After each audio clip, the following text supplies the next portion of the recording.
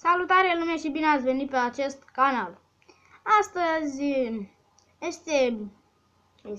o să facem prezentarea a două slime-uri.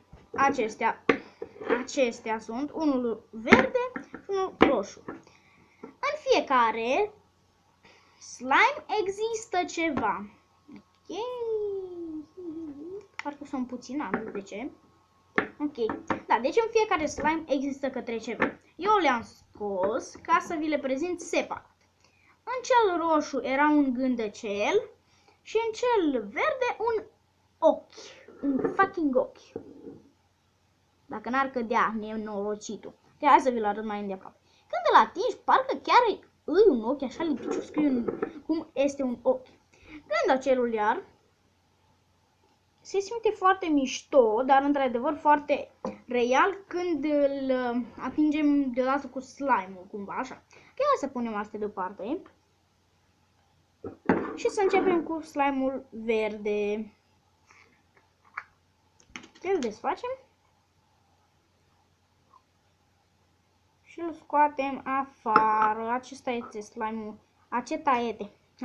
Acesta este slime-ul verde, fraților. Ok. Este foarte, foarte, foarte relaxant să te joci cu un slime. Adică pe românește mâzgă sau gelatină, depinde.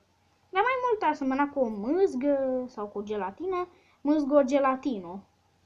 Gelatino-mâzgă, gelatino-mâzgo, așa. Ok. Hai să-i băgăm ochiul și să trecem la cel roșu. Da, de ce nu, dacă s-ar mai...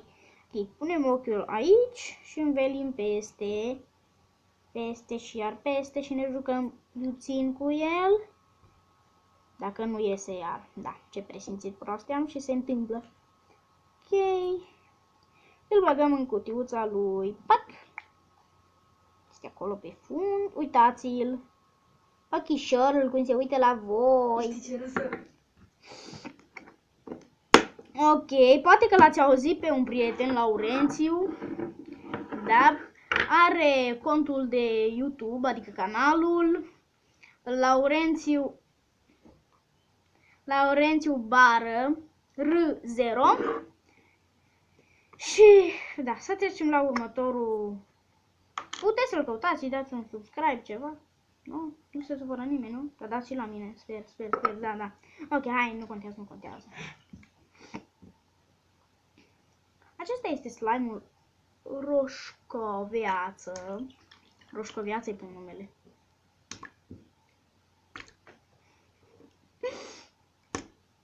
Ok. Să băgăm... Punem acest gândac aici și iar îl învelim ca și la ochi. Ca să rămână acolo. Deoarece acolo a crescut. Ok, perfect, a intrat din prima.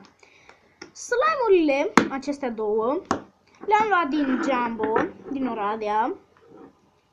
Și, da, ce să mai zic, o cutiuță de asta a fost 3 lei, nu fac reclamă.